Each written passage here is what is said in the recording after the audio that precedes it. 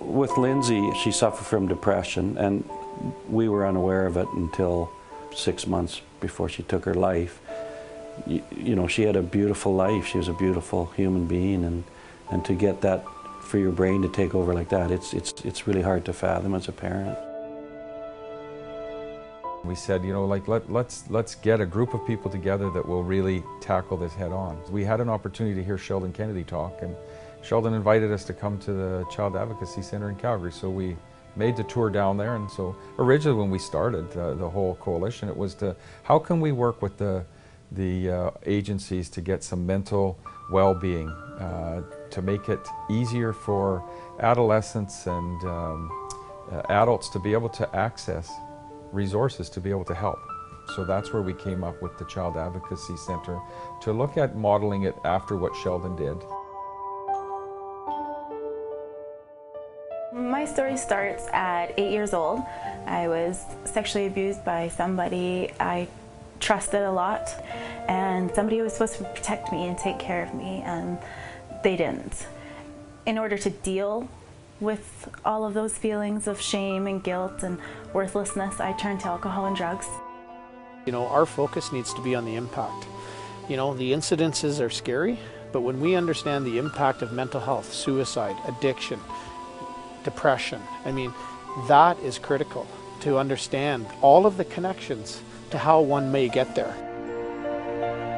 We need to work closely with police, hospital, mental health, the Crown Prosecutor's Office.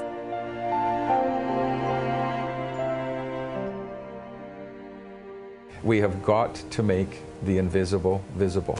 If you talk about it and you make people aware about it, it's going to bring it to the forefront, and people will say it's not acceptable. Let's work together, building it and saving and creating hope and healing one child, one family at a time. Dave Hancock, who was the Minister of Human Services, pushed through with the Children's First Act, which is the ability to share information amongst the agencies in the best interest of the child. So we have permission to work together, so why not use it? It's integrated. They work across the table from each other, so they're saying, what are we going to do for Johnny? You know, how are we going to help him from point A, the first time he says that there's a situation, to how we're going to get him in the healing process and the counseling for not only him but for his family. By having it, you know, the Child Advocacy Center, we'll be able to triage a patient's situation as a group and come up with a complex care plan that is for that patient and that family. Whereas right now, I feel like we're all doing individual parts and we're not able to come together. And the role of the Child Advocacy Center is to basically be the quarterback for the people that we serve at the center, and get them connected in community to other organizations that do great work. Because of our community spirit and will to make the Central Alberta Child Advocacy Center happen, our community is demonstrating a willingness to make the invisible visible. You live through it. You tell it to an RCP officer who's videoing the interview, and you have to go and do it again. It's emotionally exhausting.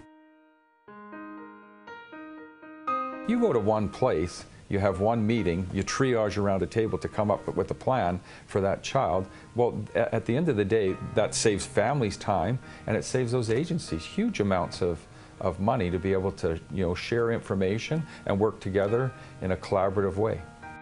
The Sheldon Kennedy Center is so open and welcoming to children right from the start. As soon as you get in there, you can just tell that it was made from child focus. They've done it right.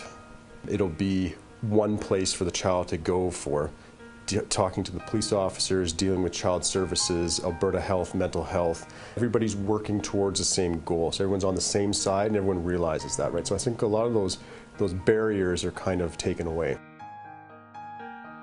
Well, we need the community to know the value of the asset that we're going to bring to Red Deer. The lives that we're going to change and save is going to be immense, because you'll have people being productive in our community, not destructing our community. This money you pour in now is going to save billions in the long run. You have to think that way. You can't be scared of saying, you know, let's not throw this money into it. If you're getting a child help and they don't become the perpetrator down the road, Just think of the court costs, the jail costs, the savings is in the probably tens and hundreds of millions now, and it'll be in the billions down the road. I've been across this country, I've been around the world, and I can't tell you how many people that tell me, we're going to do this, right? And then nothing ever comes out of it. I just applaud Red Deer for doing it. The truth is, people who experience childhood trauma need our help, and many hands make light work. So the more of us that can get together and do what we can to help, the more people that will be healthy as a result of it. I cry every day, you know, but she's still here and making a difference. This center really is going to change Central Alberta. It's going to help victims become survivors. You know, hope, help, and healing. That's what we want. We want the hope for our future. We want the help to get through it, and we want to heal.